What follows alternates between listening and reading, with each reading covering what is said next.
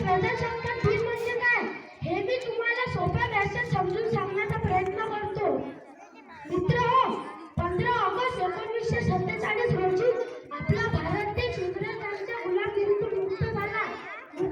आपण स्वतःच्या कायद्यानुसार आपला भारत देशाचा राज्यकारभार चालू नव्हता, कारण आपल्याला स्वतंत्र घटना नव्हती.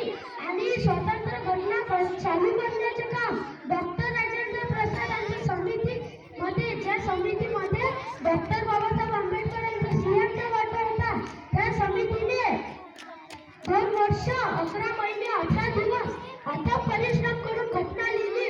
त्याला आपण संविधान असे म्हणतो. त्यामध्ये मसुदा तयार करण्याचे काम डॉक्टर बाबासाहेब आंबेडकर यांचे होते.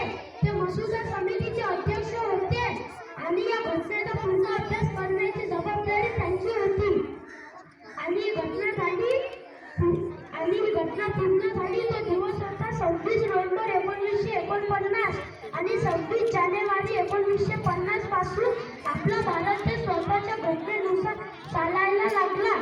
म्हणजे खऱ्या अर्थाने संविधानाचा स्वीकार जरी केला असता तरी अंमलबजावणी करण्याचा दिवस म्हणजे 26 जानेवारी 1950 आणि खऱ्या अर्थानं प्रजेच्या हाती सत्ता आल्यानं हा दिवस आपण प्रजासत्ताक दिन म्हणून साजरा करतो.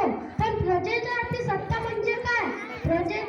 प्रजेच्या हाती सत्ता म्हणजे लोकांनी लोकांसाठी लोकांकडून चालवलेलं राज्य म्हणजे प्रजेच्या हाती सत्ता.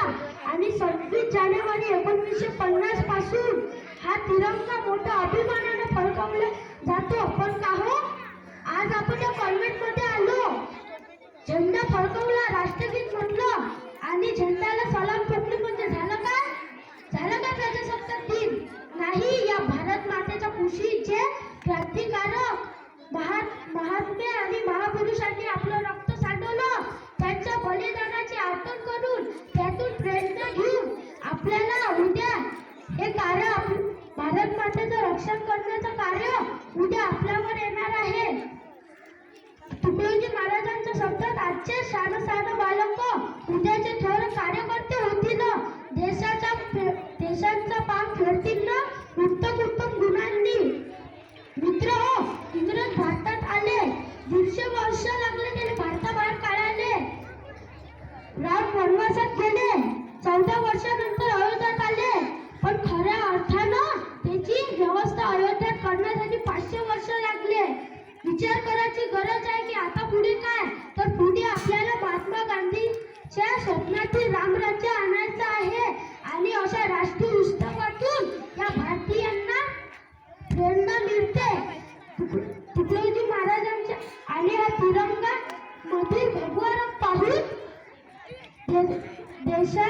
देशासाठी लढलेले हुतात्मे क्रांतिकारक यांचा त्याग आठवते. आणि पांढरा रंग पाहून शांततेची आणि सत्याची दूत भगवान गौतम बुद्ध आठवतात. हातीनं घेता तलवार, बौद्ध राज्यकरी जगावर. आणि हिरवा रंग पाहून देशाची प्रगती आणि समृद्धी आठवते. आणि तुकडोजी महाराज आणि आपल्याला हे सगळी प्रेरणा घेऊन स्वराज्याचं सुराज्य करायचं आहे. आपापल्या परी प्रयत्न करायचे आहे. तुकडोजी महाराजांचे शब्द, तन मन धन से सदा सुखी हो भारत देश हमारा, सभी धर्म और पंथ पक्ष को दिल से रहे प्यारा, विजय हो विजय हो विजय हो भारत देश हमारा. मित्र हो, देशात शिक्षणाबरोबरच घरचे, समाजाचे व देशाचे कामासाठी समर्थ होणं हा एक प्रमुख भाग आहे. मित्र हो, आपण सर्व या भारत मातेचं आधार आहोत. आपल्याला पुढे जाऊन या भारत मातेची विस्कटलेली घडी दुरुस्त करायची आहे. ही भारत माता आपली वाट पाहत आहे. आणि आपण सर्वांना अशी प्रतिज्ञा घ्यावी लागेल की शादाना इस्ती जाने पावे चाहे जान भले जावे, विजय विश्व पर दिखलावे तब हो में प्रपूर्ण हमारा, विजय विश्व तिरंगा प्यारा झंडा ऊंचा रहे हमारा. बोलता